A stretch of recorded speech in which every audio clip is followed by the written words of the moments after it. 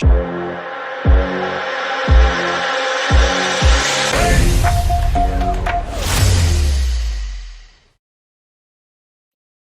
everybody, this is James with WSTrades.com. I want to provide an update here on a few tickers and also give a trading update for the past week. So looking first here, ticker SYN making some really big moves. They had some good earnings results you can see here, and then made this massive rip. You can see they kind of peaked up here around 43 cents and then started to back off a little bit, trying to move back higher, but you can see a pretty decent wick sticking out here on this last candle. This is on the 1 hour time frame, so I'm going to pull up my drawing tools here and just throw up some fib levels real quick, kind of see what we are looking like. So I'm going to peak out there around 43 cents. So right now we are still riding really high. If this is going to be the top of the surge here, which is a pretty good surge from about 24 cents almost up to 43 cents there on this time frame. So, we're talking almost 100% move here after the good earnings info. I would expect this thing to back off a little bit, maybe keep an eye around this 50% retracement here, which is around 34 cents. You can see a lot of candles there and several big wicks sticking out around that 34 cent level. So it made this rip higher, backed off, and looks like it wants to turn that 50% level right there into a support level with several candles and several wicks sticking out right there around 34 cents. So I'd keep an eye on this and kind of see if this thing starts to die off and retraces, if maybe that 50% fib level there is going to be key. Maybe it sells back off to that level, buyers step in right there and start to pump this thing up again. If this thing does die off to that level and the buyers start to pump it, I would look for a retest here of this 43 cent level. And then, if this thing falls through that 50% fib level there, I would be looking, of course, at the 61.8 right below that to kind of see maybe a buyer step in at that point and start to, buy in there and start to drive this thing back up again. So I'm kind of expecting this thing to die off a little bit. That's a big move. But, sometimes, especially with these penny stocks, sometimes we'll see like 200, 300, 400%.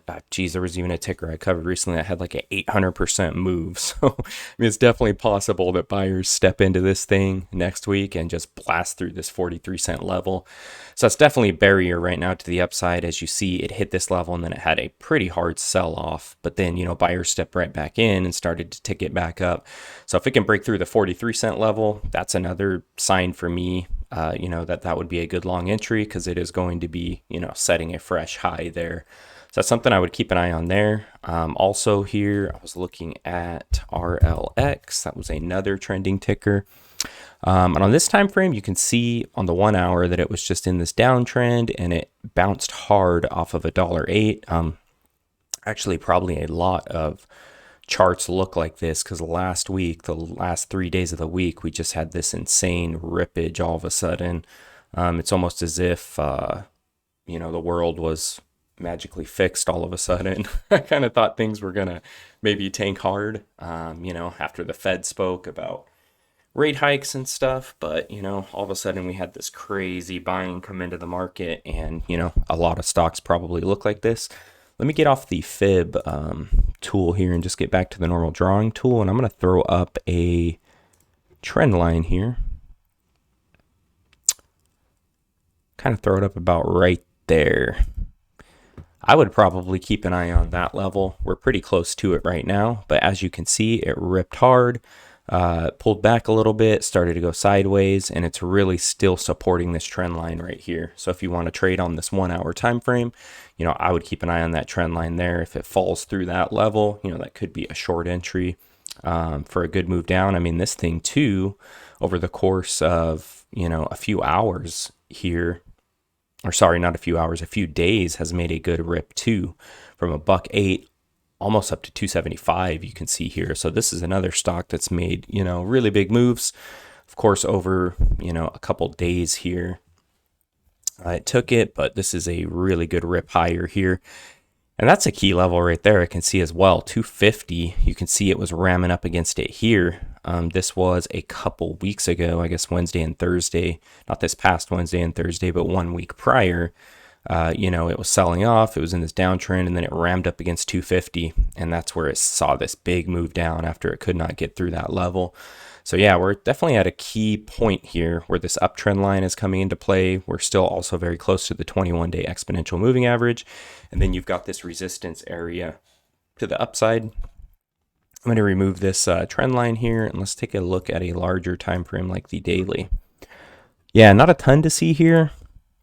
Although it is interesting on this daily time frame that you see this fat move lower, and then it rammed right up to that 21 and rejected that nicely. It left a wick sticking out. But as you can see, this thing doesn't really play off the 21-day EMA too much. You see a couple rallies here where it got above that level. So I wouldn't say this thing is acting as a dynamic resistance at this point, because it made, so many little runs above that level. You can even see it here. Let's check out the weekly time frame.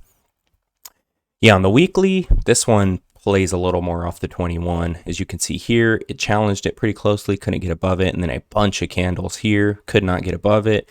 And then it's just kind of hovering below, and then made another challenge here. This was the week of February 14th, and then a big move away from that. So on this time frame, definitely the 21-day EMA is a key level to the upside, a key barrier to the upside. And geez, this is just an ugly chart. The RSI on the weekly is just been oversold or close to oversold for a while. So yeah, it's not the greatest looking chart there, but that 21-day EMA is definitely key to the upside on this larger time frame. And then I also wanted to cover NIO, because I was looking on the weekly time frame here on NIO, and we had a big bull engulf. There may be a lot of stocks though that are looking like this. I'm just kind of curious. Let me take a look at some other stuff here. Yeah, even like Tesla right there. Big fat bull engulf. But yeah, with all the buying that happened like Wednesday through Friday of last week, there's probably a lot of charts out there that have a bull engulf candle like this on a larger time frame like the weekly. So I mean, it's definitely a good sign there. I don't know if we are out of the woods yet, because this thing is still in a downtrend, still on the weekly anyways, still just working lower, making lower highs, making lower lows. So I don't really see this thing in an uptrend. We're going to need some more candles.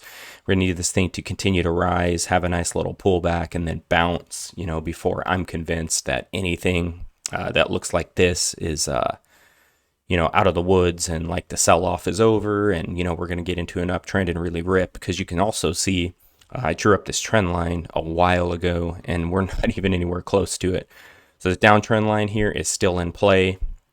The 21-day EMA, not so much in play. You can see it made two big runs above it there, but then quickly dipped below it. And yeah, we haven't been above the 21-day exponential moving average on NIO on the weekly since November of last year. So we've been trading below that for a long time. So, of course, I want to see this 21-day EMA get broken through, and then this trend line is the key one for me. If we can really get a move above that level, that may be a sign here that this thing is ready to rip, and like the bulls are back into this thing.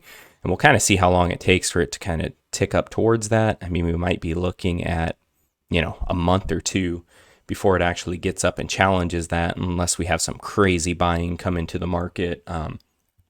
But definitely keeping an eye on this downtrend line on the larger time frame here on NIO. Also wanted to talk about some trades here. Let's see what's going on. Qualcomm.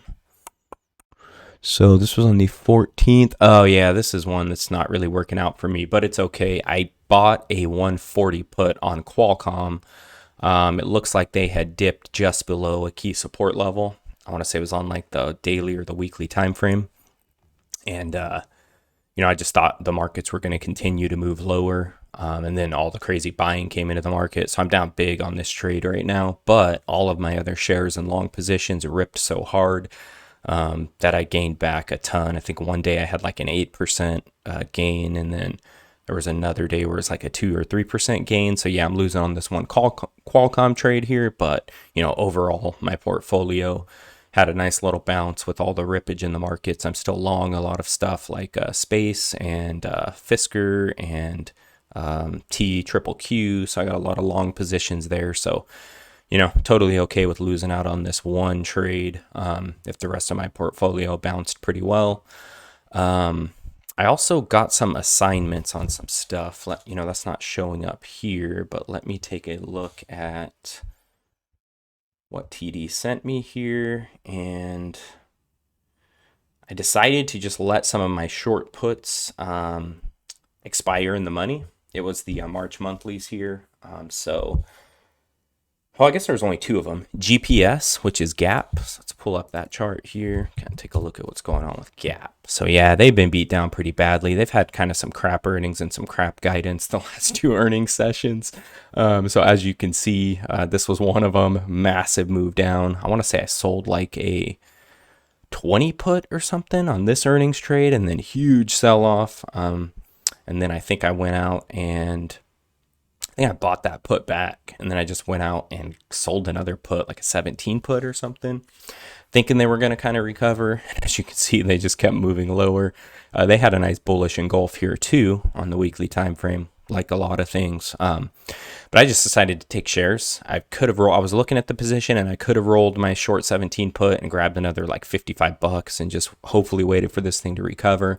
But I just let it get assigned, and I'm like, I'll just take the shares and see if these guys can make a move back towards the 21 here. So I think that's probably going to be a long-term hold for me as well. Just take the shares and see if they can kind of bounce and make a comeback here sometime in the near future. So that was one short put I got assigned on for the March monthly contracts. And then also Jets. I want to say this one was like barely in the money, because they finished at 2061, and yeah, this was a fractional 20.86 put. So it looks like this thing finished like 20 cents, 25 cents or something in the money. So I could have bought back that contract, but same thing here. I was just like, I'll just, I was kind of busy with work actually, and didn't have time to go through everything and close everything out. And I was just like, I'm not going to worry about those positions. So I'll probably I've got the shares now on Jets, so I might go out and just sell a call or something and turn this into a covered call now that I have the shares. But that's a nice fat bullish engulf here on the weekly as well. And then Chegg, that was another one, like actual shares. So I've been running covered call on Chegg for months. They made this huge move down, and then I bought shares, I think around 25. So I must have bought somewhere around here. Yeah, I think I bought it like $24 or $25, and they've just been kind of consolidating, and then they finally broke out here. You can see this last week is this bullish engulf to the upside and broke above the 30 level. So I've been selling like 30 calls on Chegg for a couple months, and it's worked out great. I grabbed the shares around 25. I was like, hey, my target to get out of this thing is at 30. So I'm just going to keep selling 30 calls, and my shares finally got called away. But yeah, this is a good sign for them to finally break that 30 barrier. If they can turn that 30 barrier into like a support level here on the weekly time frame, I think this thing has a lot of potential to the upside. So, depending on what happens this coming week, I may get back into them and, run another covered call. I also looked at rolling my in the money call. I could have grabbed credit there as well, but yeah, we'll kind of see what happens here. Let me take a look at a shorter time frame, like the 1 hour. Yeah, they got some nice rippage going on here. They bounced off of that 30 level nice, looking like they want to make that support. So if we can get a little bit of a retracement here, maybe a little bit of a pullback from this run, maybe I go long again and, sell another at the money call. But I'll continue to keep you guys updated here on these different trades that I'm in and how they are going, and also different trending stocks and tickers in the market. Please like this video. Please also subscribe to the channel if you're not subscribed. Hit that notification bell. Appreciate you guys for taking the time to watch this. Talk to you soon.